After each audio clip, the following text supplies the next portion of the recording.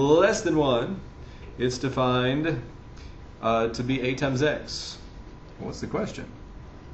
It will have a break at x equals 1 unless a equals blank. Well, what is f of 1? How would we determine such a thing?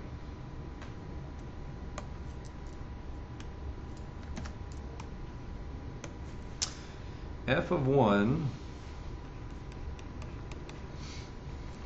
well, first, what is 1 less than or equal to 1, or is 1 greater than 1?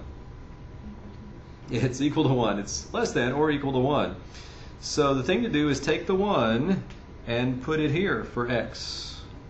So to evaluate this function, we substitute the 1 for x in the expression x squared plus 2. And so it's going to be 1 squared plus 2. So f of 1 is 1 plus 2, which equals 3. There will be a break in the graph.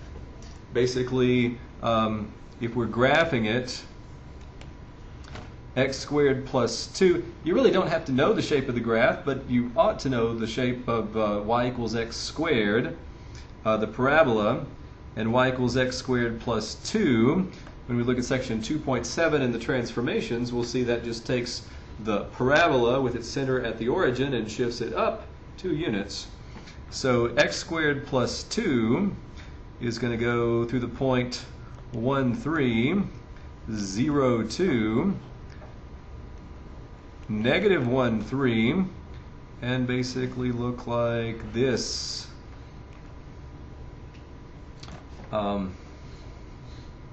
A times x is a straight line that goes through the origin and has the slope of a.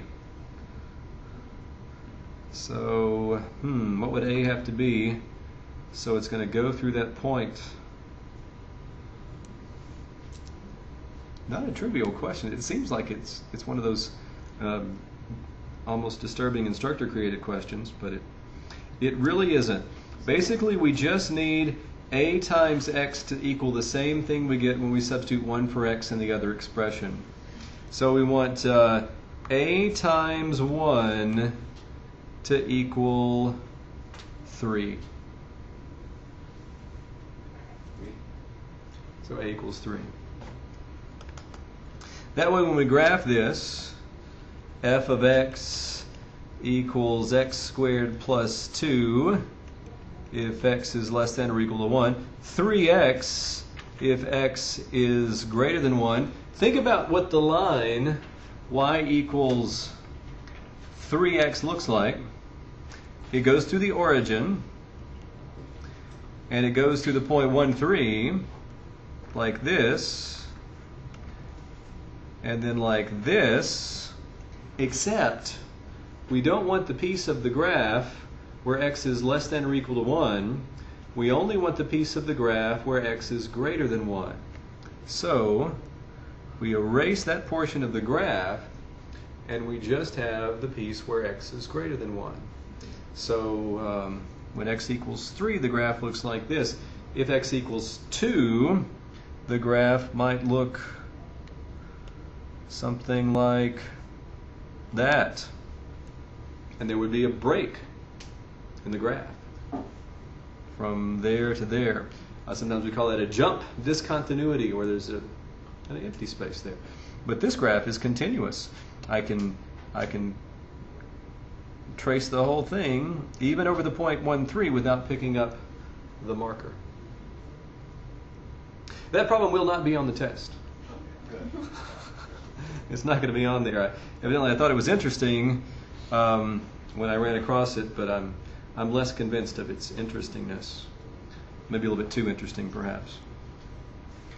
How did you feel about the 2.4 homework? What's a function, what's not a function? Yes. In the same section that you're working on, you have other instructor-related problems.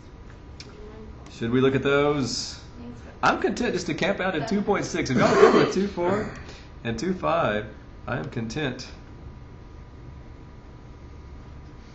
Yes, this library of functions business. Another piecewise defined function. This is not one of the instructor created ones. I think 9 is. Yes.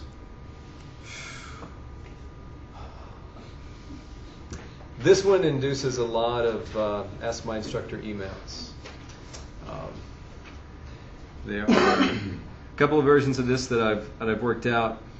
Basically what we do, and I think there's a problem in front of this that we should probably do first and then come back to this. Maybe it's 3.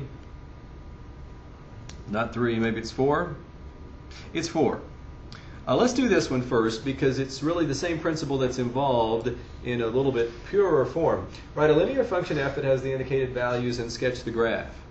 So linear function means the graph is going to be a straight line. Now, no picture is technically necessary for this. But I think to see what's going on, it would be good to see the picture nonetheless. So if f of -1 equals 1, it means the point -1, 1 is on the graph. And if f of 2 equals 10, it means the point 2, 3, 4, 5, 6, 7, 8, 9, 10. It means the point 210 is on the graph. So -1, 1 is a point on the graph. 210 is on the graph. And if it is a linear function, it means the graph is a straight line. So the graph of this linear function,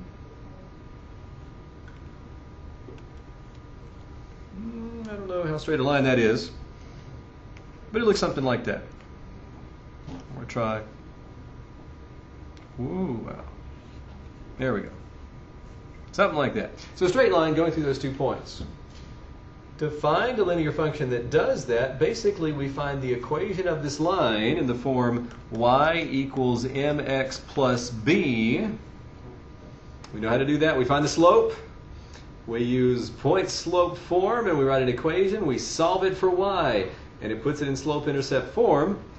Once we do that, we'll erase the y and replace the y, not with that, with f of x. And then we'll have it. So, what's the slope?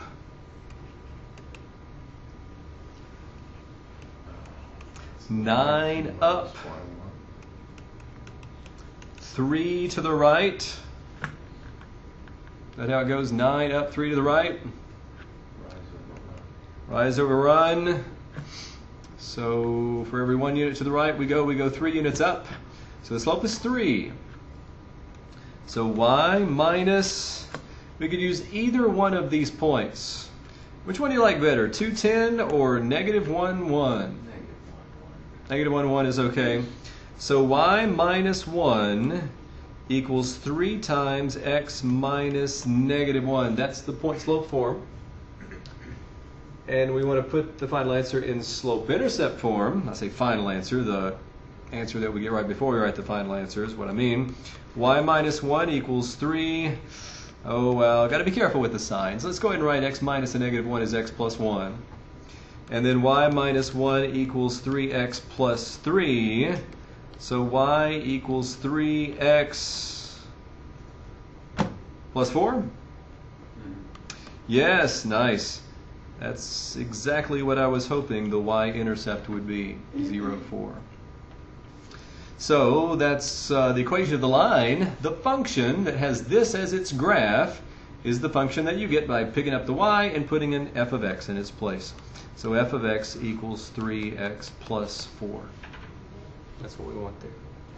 So it's exactly the same problem as we had on the test, I guess. Find an equation of a straight line that goes through these 2 points, except it's dressed up in function notation. That's the only difference. So f of x equals 3x plus 4.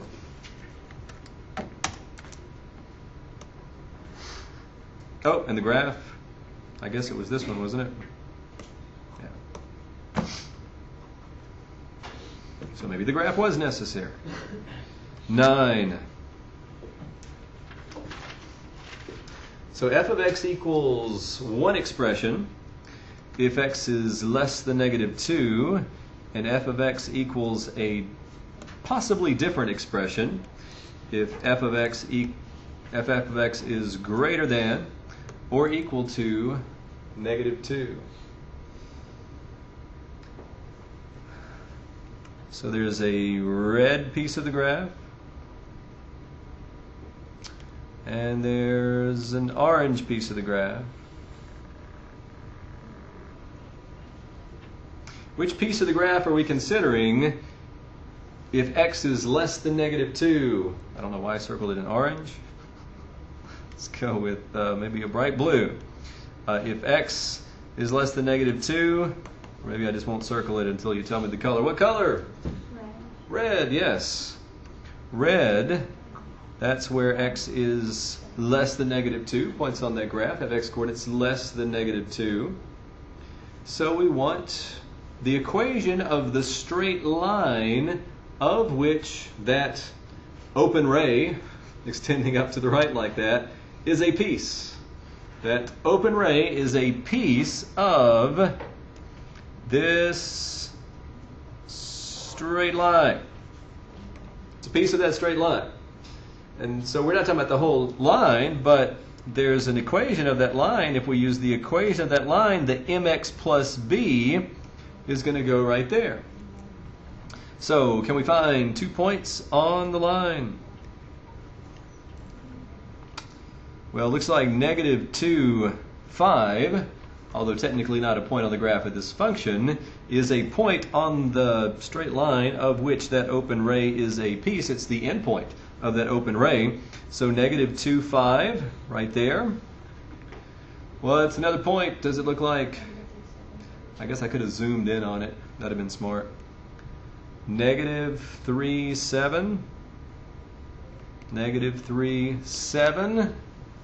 So just like we did before, we find the slope. We use the point slope form. We're on an equation of the line. We get y equals mx plus b, and we put mx plus b in the box. So what is the slope?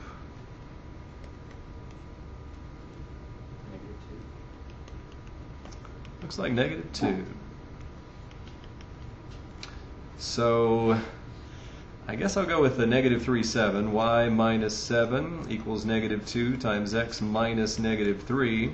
Y minus 7 equals negative 2 times x plus 3. So y minus 7 equals negative 2x minus 6, where y equals negative 2x plus 1. Another approach you might take with that, once you figure out the slope, is to start at that point and go 2 down and 1 to the right, and 2 down and 1 to the right, until you find what would have been the y-intercept had the graph been allowed to continue. And that's the 1 right there. We do the point slope form because we don't know the y-intercept. Or the slope, not the y-intercept. So we get the y-intercept that way. So negative 2x plus 1 goes in that box. Let's put it in red. Negative 2x plus 1. And then the other one, the orange one,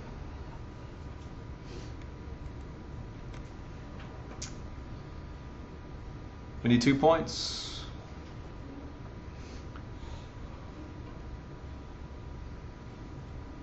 Well, like negative 2, 1 is one of the points.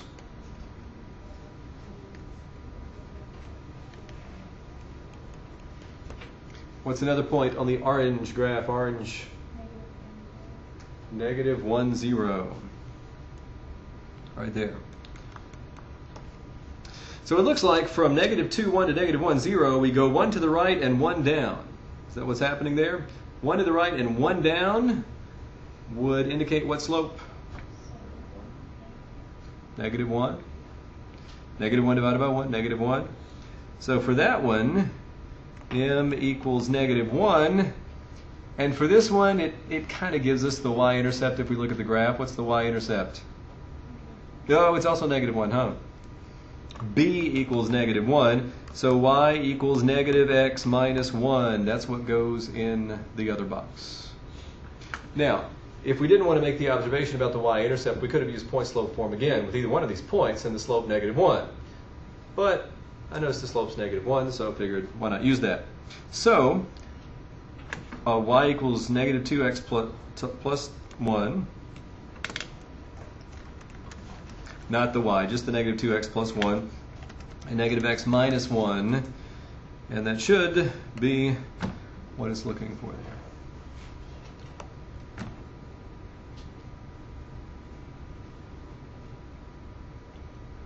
Other particular troublesome homework problems that you can think of? Well, just so from now on we won't be using y, we'll be using function equals. Right, f of x equals. Because there's been a couple of homework problems where I've gotten the correct answer, but I put y equals something. Yes. You know, It I was didn't. like, I know that's right, So I know that's right. it gave you the f of x, Yeah. and you gave it an extra y. Yeah. So f of x equals, and then just the expression with the x's in it that defines the function.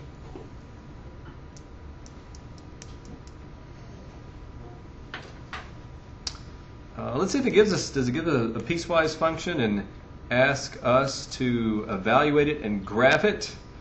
Yes, it does. Make sure we know what's going on with this.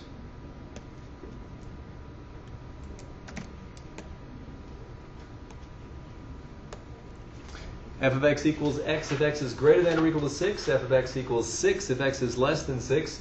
So we want to find f of 2. First question we ask ourselves is this. 2, is that greater than or equal to 6, or is it less than 6? What can you say about the number 2? Less. 2 is less than 6. So that means 2 is less than 6, so f of 2 equals 6. Just like that. There's no place to substitute the 2 and evaluate an expression. It's just 6. So that's what we put. And it might give us the opportunity to check that. And it does. How about 6? Is that greater than or equal to 6, or is 6 less than 6? Certainly, it's greater than or equal to 6. So we use the top rule. And so there's an x. That's where we substitute the 6. So f of 6 equals 6.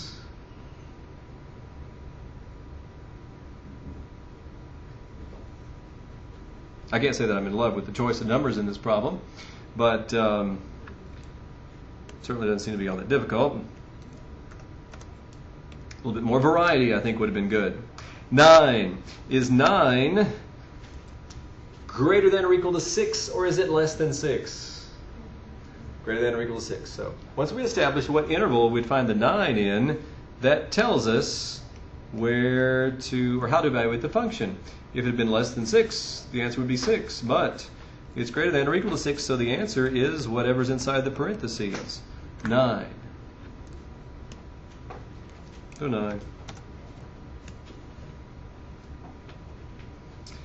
And the graph. So basically, there are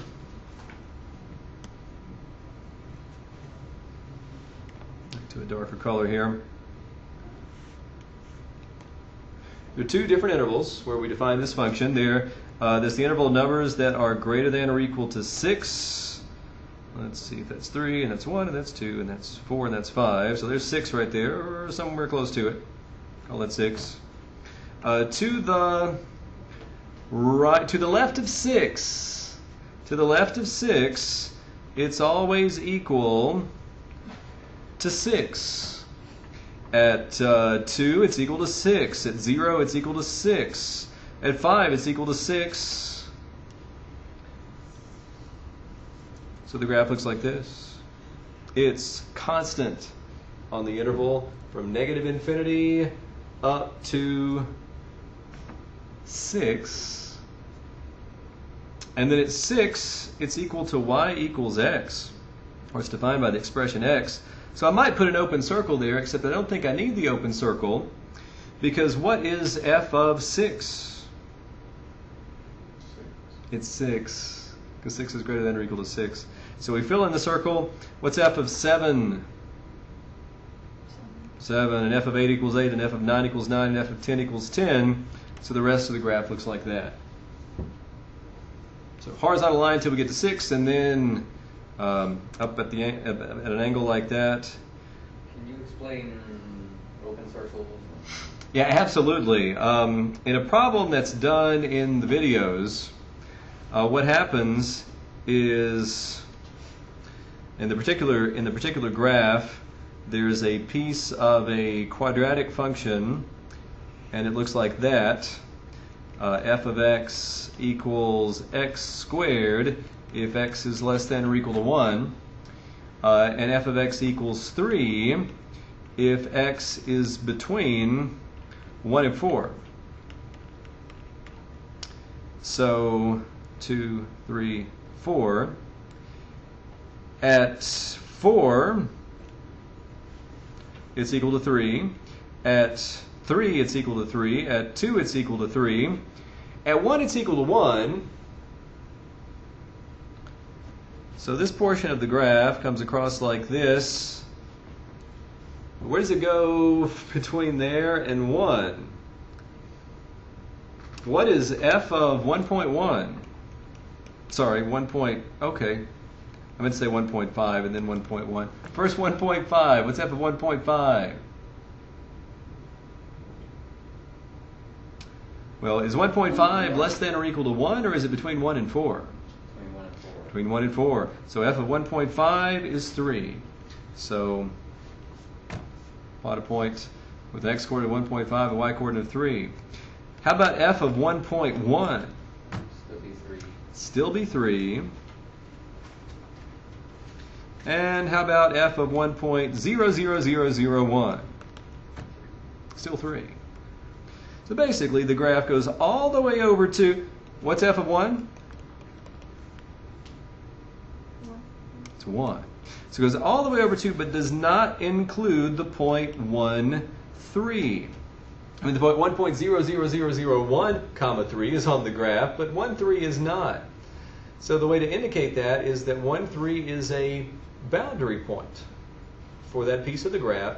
It's just not on the graph. If I included both the points 1, 1 and 1, 3, the graph would fail the vertical line test. And we don't want that. Only 1 point allowed on the graph with an x coordinate of 1. So it looks like this. And I think the rest of the graph did something like that. So it was 7 minus x if x is greater than 4. So in that case, there's a break in the graph, and there's an open circle there and a solid dot here. In this case, there are two different pieces of the graph where they're joined at 4 there and 4 there, but there's no break in the graph and no need for an open circle because f of 4 actually does equal 3. And 7 minus numbers really, really close to 4 are really, really close to 3.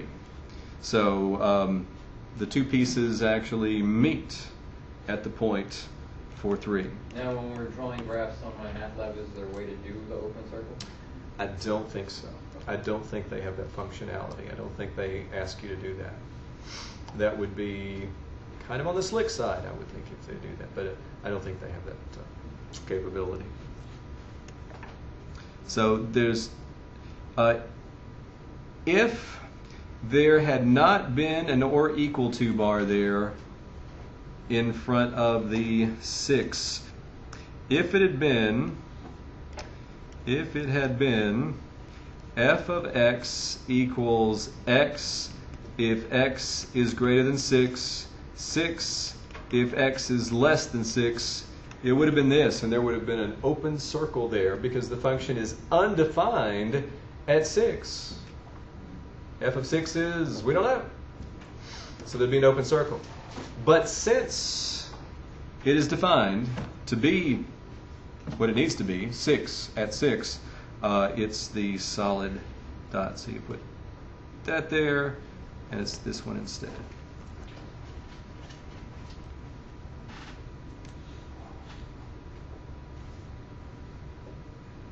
Sorry. I know. Try later. Don't have a good internet connection. Maybe it'll come back. Maybe it won't. Come back, please.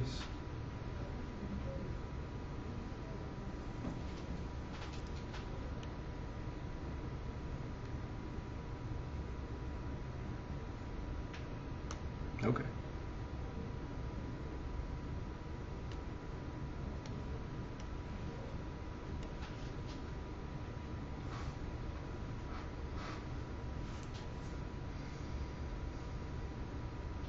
Question 10 is kind of like question 9.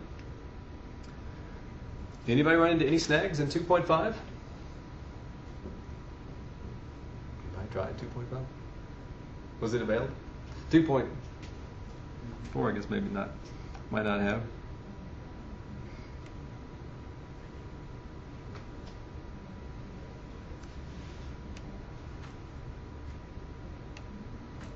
I hate to say it, but I was getting some of the right answers, but not sure why. Really? I mean, logically, I just sussing it out. It just seemed to work, but I don't really understand. Maybe that's why. it's good that it seemed to work. That's probably a good thing. But the y is better, of course. Yeah. A function f is even if what do we think about even functions? What do we know about even functions? What's the definition of an even function? F of negative x equals f of x. Even functions are functions that have y-axis symmetry. So if you evaluate at negative x and evaluate at x, you get the same answer. So they're images of each other. The points are images of each other about the y-axis. So even functions satisfy this property and have y-axis symmetry. Try again. Maybe it'll ask us. No. Thought it would ask me about an odd function. Best score. Is it increasing or is it decreasing? Decreasing. The graph is falling. And so that's what? All real numbers?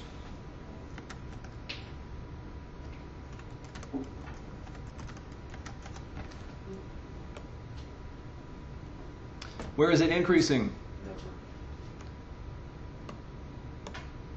Where is it constant? Is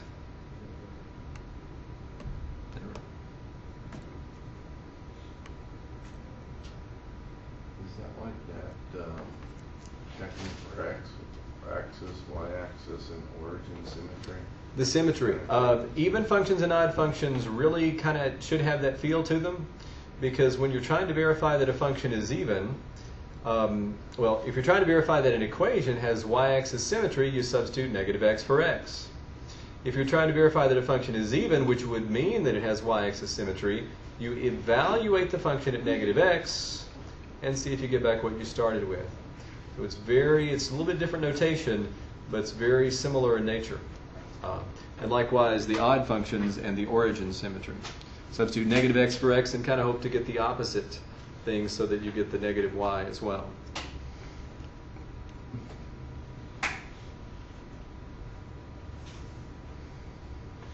Where is this function increasing? Everywhere. Well, it decreases for a while until it gets to x equals negative 1. And then when it gets to x equals negative 1, to the right of that, it is increasing. So just an open interval, not going to include the negative 1, but everything to the right of negative 1. So negative 1 to positive infinity. In some textbooks, the way they define increasing and decreasing, they define it in such a way that it can include endpoints of intervals. But our textbook has gone easy on us and just said, we're not going to worry about the endpoints for increasing, decreasing, constant. It's only open intervals. So I'm okay with it. It'll make our lives a little bit easier. Sorry. Until we take calculus. And then it won't be much worse. Use the graph to determine intervals where it's decreasing. Negative infinity to negative 1. Yep. Decreases throughout the interval from negative infinity to negative 1. Check it. That's good. Where is it constant? Probably in the video I said if it's a polynomial function, and this doesn't tell us the function, but if I give you a polynomial function like something x cubed plus something x squared plus something x plus constant term, and I ask to indicate whether it's increasing, decreasing, or constant on each interval, and you're not sure, don't guess constant. Polynomials, unless they are constant polynomials, are not going to be constant on an interval. Either going to be increasing or decreasing. Do not include the endpoints. No brackets.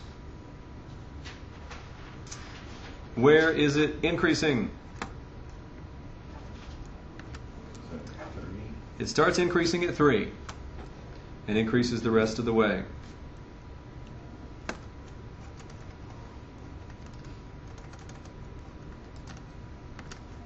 So 3 to positive infinity. It is constant from -3 to 3, x equals -3 to x equals +3. When you're answering this question, it's only a subset of the domain. Only a subset of the domain, so -3 to 3, again, no endpoints.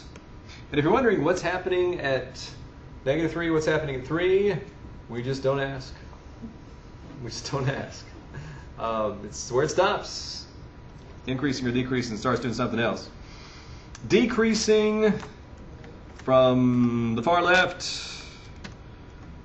to -3. Yeah. So analyzing the graphs hopefully is not awful. More of the same, I guess. Oh, no. Relative maximum, relative minimum points. Relative maximum, top of the hill. Relative minimum, bottom of the valley. Top of the hill. Let's see. Yeah, -4, 5 is going to be a relative maximum because at the top of the hill. So we'll say no relative minimum. And the relative maximum point happens -4, 5. Oops.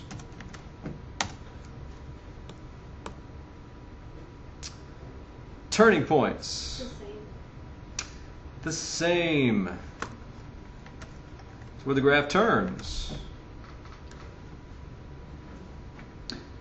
I guess the only case, I guess the easiest to describe case where a relative maximum or a relative minimum might not be a turning point would be if the function's constant on an interval and we're just considering every point on that interval to be both a relative maximum and a relative minimum.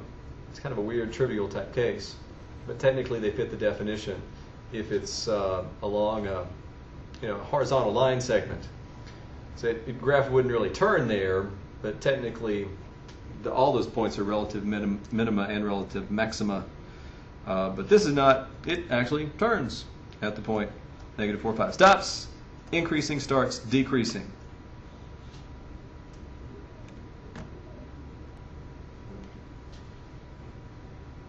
All three of these are turning points. See the relative maximum, relative minimum, relative maximum.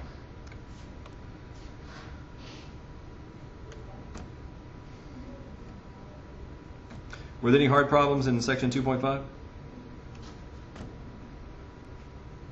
There might have been some instructor-created problems. Let's look at the middle there. 5. Aha. On the test, I will want you to find f of -x and show that f of -x equals f of x if the function is even, or f of -x equals negative f of x if it is odd. Here, of course, you may use your calculator and rely on the symmetry of the graph if you like. Where would be the sport in that? What do you think? Even, odd, or neither even nor odd?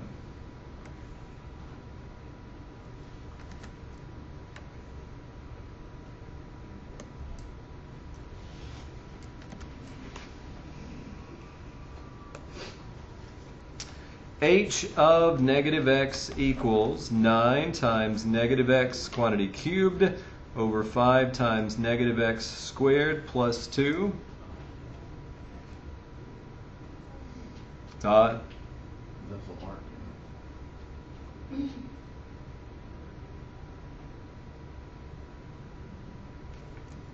So h of negative x equals 9 times negative x cubed over 5x squared plus 2. See, if we square the negative x, we get positive x squared, because the negative times negative is a positive. If we cube the negative x, we get negative x cubed, because 2 out of 3 of those minuses multiplied equal a positive, and then the other one we're kind of left with.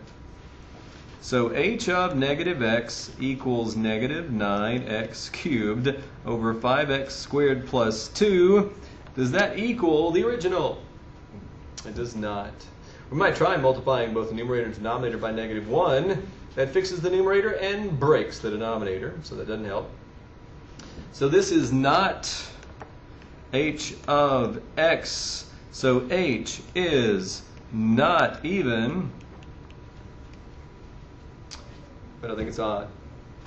Because you could take that negative sign, since it's a factor of the numerator, and yank it out in front of the fraction, and write h of negative x equals the negative of 9x cubed over 5x squared plus 2, and that is indeed the negative of h of x. So h is odd.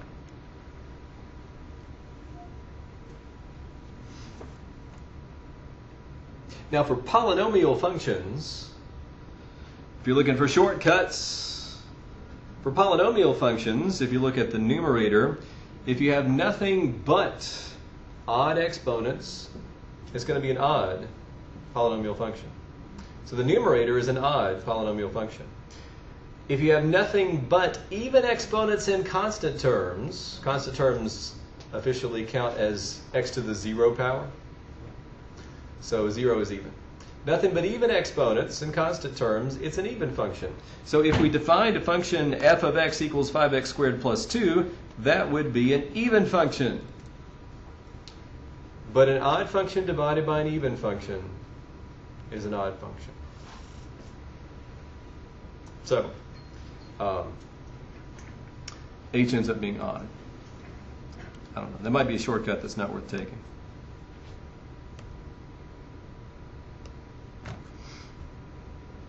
More of the same.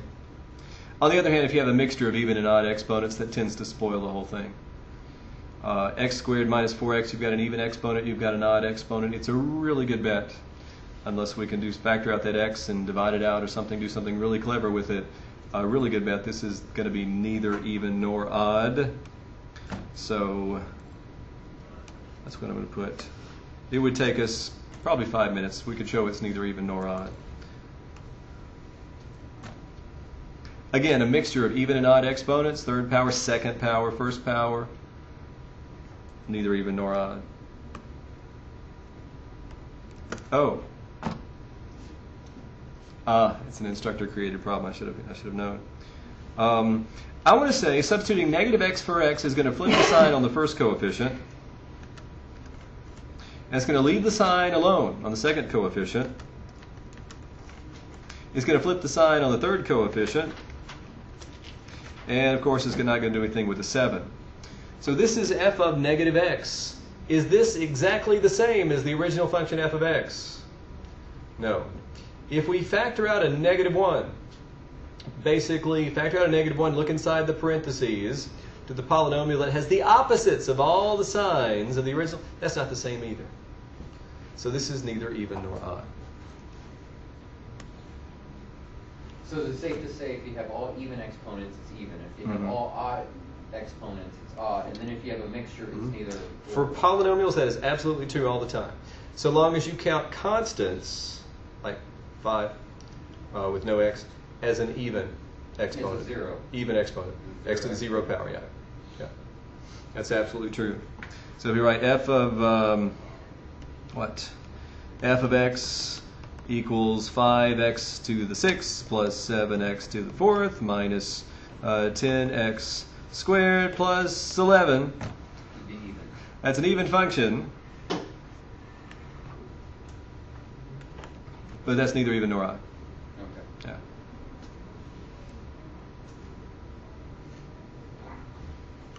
Why is that neither? Go When I threw in the x, basically I mixed x to the first power, an odd exponent. I threw in an x there on the end, and that gave us the power of 1, and mixed in with all those other even exponents, messed it up.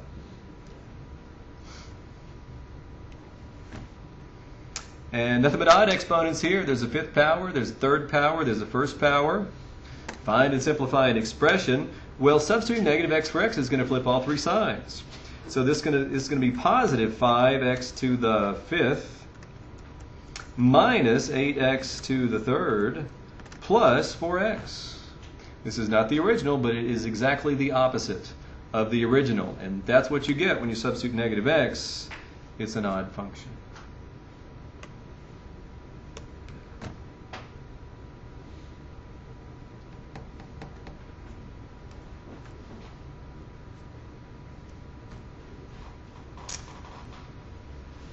Is there any value to that odd and even? Odd and even. When functions, not all functions, in fact, the majority of functions are neither even nor odd.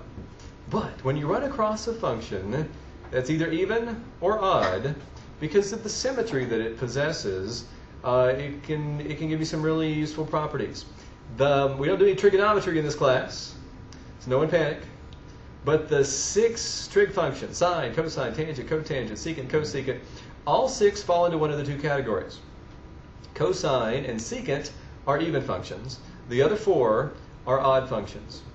And it turns out when with some calculus applications, integration, finding areas under curves, and places where these functions come in handy, knowing that a function is even or odd going into the example can be a tremendously helpful information. For higher Mm-hmm.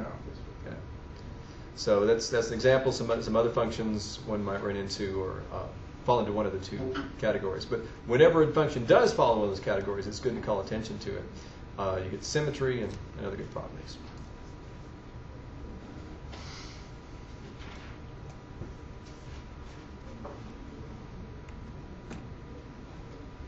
In calculus, one studies the derivative of a function, and this is seldom mentioned, but I might mention this to my Calc 1 class later this semester. When one takes the derivative of a function, if you start with an even function, I'm not telling you what a derivative is, that would spoil the whole hour.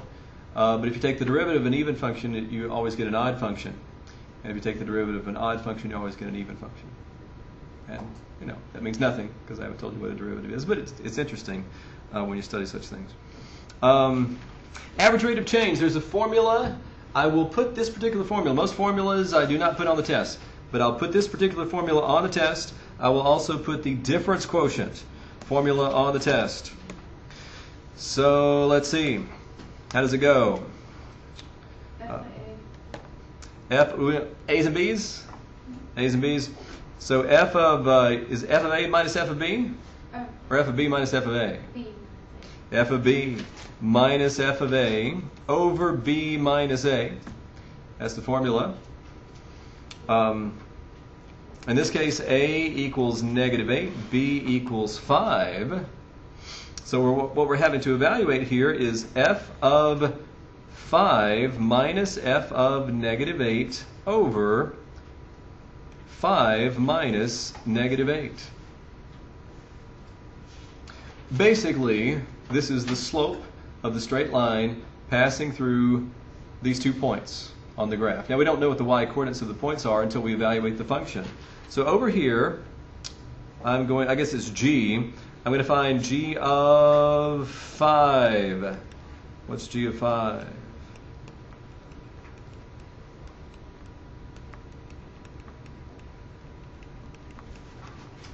Is it 73? While I'm at it, g of -8.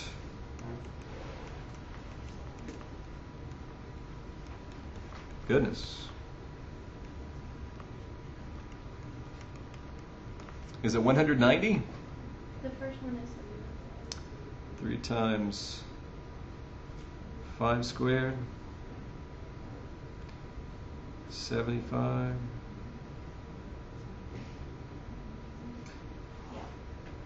they're correct. Is it okay? All right. So, yes, huh? the F5 minus F negative 8.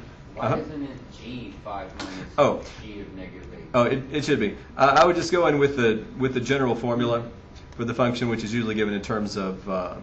Okay, just making. So I guess I could have left the f's there, but when we apply it to this case, I should put g's right there. So it should look like this. The g's represent y coordinates of points on the graph. The x's, or just the numbers in the denominator, represent x coordinates. So it's like finding the slope.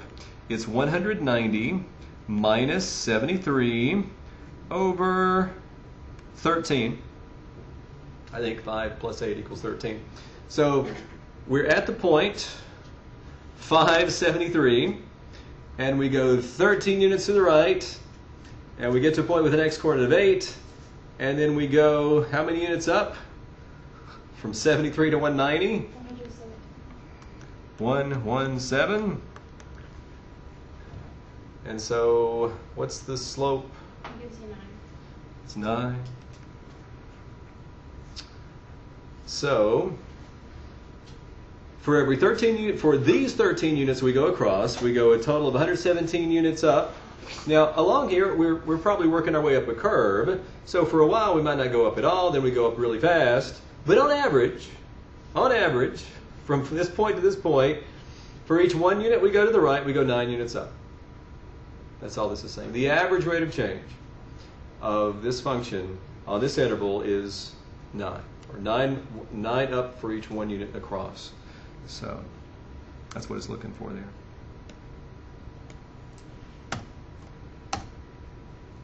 And I missed it. How'd I miss it? I don't know. 9 over 1. 9 times 13? Is that 117? Is that 117? Should it be 73 minus 190? Yeah. So it's negative 9. So we're not increasing. We're decreasing. Thank you. It should be 73. I know I did that. 73 minus 190. Negative 117. So we're going from up here all the way down there. So for each 1 unit we go across, on average we go 9 units downward, which could be a good thing or a very bad thing depending on what this function is describing. Check that. That's better. Good. Thanks. Ought to do one difference quotient before we go tonight. Weird sense of humor. The one on the test will most closely resemble something like this. So let's do this one, and then go. Difference quotient. Basically, this tells us the slope of the line between 2 points on the graph, except that the points themselves are not necessarily known. We're writing this in terms of the x coordinate and how far apart the 2 points are, x and x plus h. So there's the point x, f of x, and there's the point x plus h, f of x plus h. And the slope of that line is f of x plus h minus f of x over x plus h minus x. So it's equal to f of x plus h minus f of x all over h. That formula does not have to be memorized. I will give that to you. You just need to be able to take that and evaluate the function at x plus h, subtract f of x, combine like terms, factor out an h, divide out the h's. That's all that has to be done. Have you done one like this? Well, the f of x plus h is the involved part. I won't say it's the hard part, but it's involved. F of x plus h is negative 3 times x plus h squared plus 10 times x plus h plus 3. So you square the x plus h, square the x, twice the product of the x and the h, plus h squared. Distribute the 10 across the parentheses, and then tack on the 3. Keep on simplifying. Distribute the negative 3 across the parentheses, and you get Negative 3x squared minus 6xh minus 3h squared plus 10x plus 10h plus 3. If only that were the final answer. That's the biggest piece to the puzzle, though. The puzzle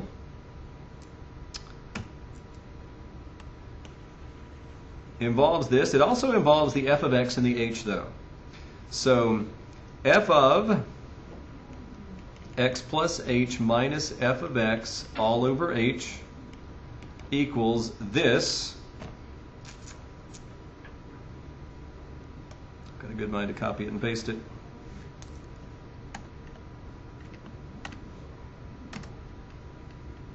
Shrink it down a little bit. Whoa! There. Minus f of x is negative 3x squared plus 10x plus 3, and then all that over h. Well, this is the, I guess, the ugliest it gets. It gets better from this point. Clear the parentheses in the numerator, and we get negative 3x squared. I should have just pasted it again. Minus 6xh minus 3h squared plus 10x plus 10h plus 3 plus 3x squared minus 10x minus 3. Bad news, good news. Bad news, it looks horrible. The good news is 6 out of 9 terms cancel. And then it looks a whole lot better. So what 6 terms cancel? The 3 squared, the 10, 10x. There we go, 10x minus 10x. And when they cancel, every term that's left has a factor of h. So with these difference quotient problems, because later when this is done in calculus, the idea will be to substitute 0 for h and see what happens. The problem is not complete until we get the h out of the denominator.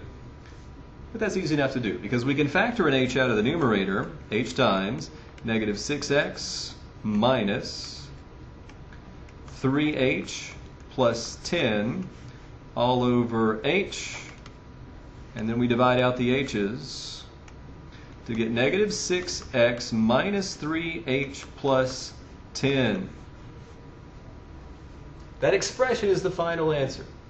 Basically, if we've got a function and there's a point on the graph with an x coordinate of x, and there's another point on the graph that's h units to the right, and we connect those dots with a straight line, the slope of that line can be obtained by substituting the x coordinate of the point on the left and the horizontal distance between the 2 points.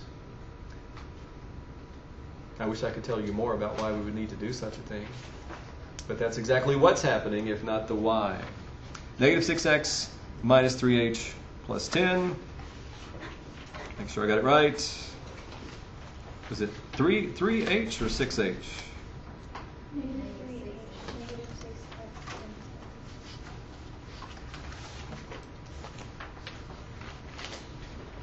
Negative 6x minus 3h plus 10.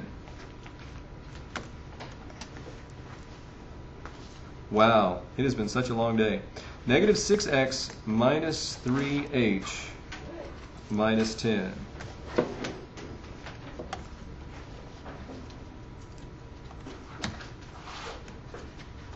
Plus 10. Did I say it had been a long day? Wow. Fantastic indeed.